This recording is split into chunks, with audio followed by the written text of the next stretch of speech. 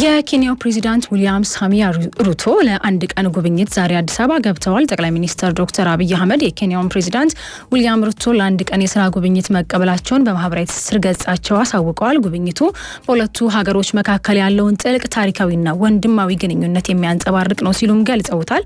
ውይይቶችንም የሁለትዮሽ ግንኙነቶችን በሚያጠናክርበት ሁኔታ ላይ እንዲሁም በአፍሪካ ቀንድ ሰላምና ጸጥታ ጉዳዮች ላይ ሀሳብ ላይ እንዲያተኩር የተገለጸ ሲሆን ይህም በሰላምና መረጋጋት ብሎም በአፍሪካ መሪ መፍትሄዎች ላይ ያለን ጽኑ አቋም የሚያሳይ ነበር ብለዋል ጠቅላይ ሚኒስትር አብይ አህመድ።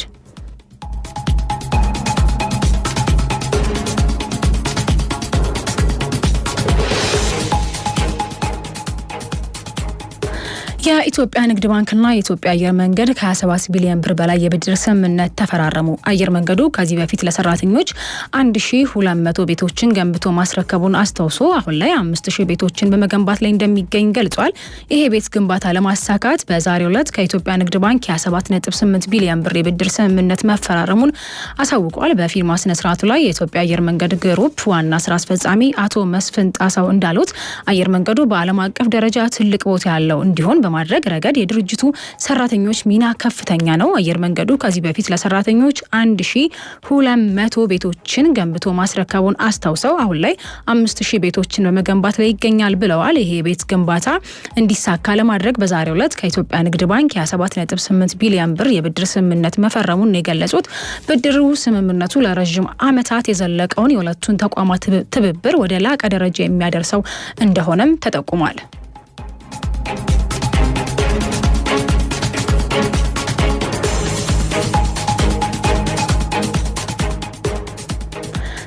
የዩናይትድ ስቴትስ እና የኢትዮጵያ መንግስት ለሚቀጥሉት 5 ዓመታት የሚዘልቅ የጤና ትብብር የመግባቢያ ስምምነት ተፈራረሙ። የመግባቢያ ስምምነቱን የአሜሪካ መንግስት ከ1 ቢሊዮን ዶላር በላይ በማቅረብ የሚደግፍ ነው። በዛሬው ዕለት የተከናወነውን የመግባቢያ ስምምነት የተፈራረሙት የገንዘብ ሚኒስተር አቶ አህመድ ሺዴ፣ ጤና ሚኒስተር ዶክተር መቅደስ ዳባና የዩናይትድ ስቴትስ የኢትዮጵያ አምባሳደር ኤርቫኒ ማሲንጋ ናቸው። እንደ አውሮፓውያን አቆጣጠር በ2026 እስከ 2030 የሚቆይ የትብብር ማዕቀፍ ስምምነቱ በአጠቃላይ ከአሜሪካ መንግስት የሚለቀቀው የገንዘብ መጠን 1.016 ቢሊዮን ዶላር ሲሆን ቀሪው 450 ሚሊዮን ዶላር የሚሆነው ከኢትዮጵያ መንግስት በትብብር ፋይናንስ የሚቀርብ ነው። የአሜሪካ መንግስት ባለፉት 25 ዓመታት 5 ቢሊዮን ዶላር የጤና ፋይናንስ ድጋፍ ለኢትዮጵያ ማድረጉን የገለጹት አምባሳደሩ ለሚቀጥሉት 5 ዓመታት ደግሞ 1.16 ቢሊዮን ዶላር ድጋፍ የአሜሪካ መንግስት ለኢትዮጵያ ድጋፍ የሚያደርግ መሆኑን ገልጸዋል። የገንዘብ ድጋፍ በ5 ዓመታት ጊዜ ውስጥ በየበጀቱ አመቱ የሚለቀቅ ይሆናልም ተብሏል።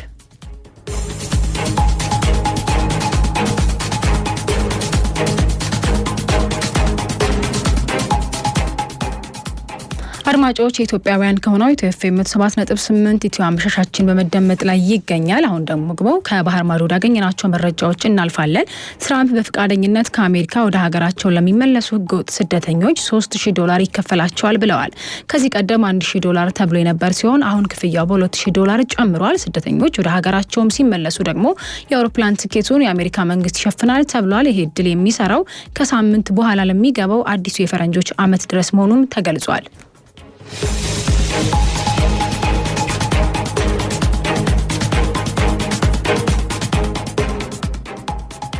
የሶሪያ ጦርና በኩርዶች የሚመራው የሶሪያ ዲሞክራቲክ ኃይሎች ሲያካሂዱት የነበረውን ውጊያ ለማቆም ተስማሙ። በኤልፓ ከተማና በአካባቢው ለቀናት ሲካሄድ የነበረውንና የብዙዎችን ህይወት የቀጠፈውን ግጭት ለማቆም የሶሪያ መንግስት ጦርና በኩርድ የሚመራው የሶሪያ ዲሞክራሲያዊ ኃይሎች ኤሲዲኤፍ ስምምነት ላይ መድረሳቸው ተገልጿል። በመላው ሶሪያ ከፍተኛ የጸጥታ ስጋት በነገሰበት በዚህ ወቅት ይህ ስምምነት ዜና ለኤልፓ ነዋሪዎች መጠነኛ እፎይታን ይዞ መጥቷል። ከሶሪያ የተገኘ መረጃ እንደሚያመለክተው የሶሪያ መንግስት ወታደሮችና የኩርድ ተዋጊዎች በመካከላቸው የነበረውን የጦርነት ግንባር ለመዝጋትና የኃይል አሰላለፋቸውን ወደ ሌሎች ወሳኝ ግንባሮች ለማዞር ተስማምተዋል። ይህ ስምምነት የመጣው እንደ ሀያት ታህሪር አልሻም ያሉ የታጣቂ አማጽያን ቡድኖች በኤልፓ ላይ የሚያደርጉትን ግስጋሴ ለመግታት በሚደረገው ጥረት ውስጥ ነው። የሁለቱ ወገኖች ተወካዮች እንደገለጹት ከአሁን የተደረሰው ስምምነት በዋናነት ሰላማዊ ሰዎች ካሉበት ቀውስ እንዲወጡና አስፈላጊው የሰብአዊ እርዳታ እንዲቀር መንገድ የሚከፍት ነው። ይሄም የንግድ እንቅስቃሴዎች እንዲቀጥሉና የሕክምና ተደራሽነት እንዲሻሻል እድል ይሰጣል ተብሎም ይታመናል።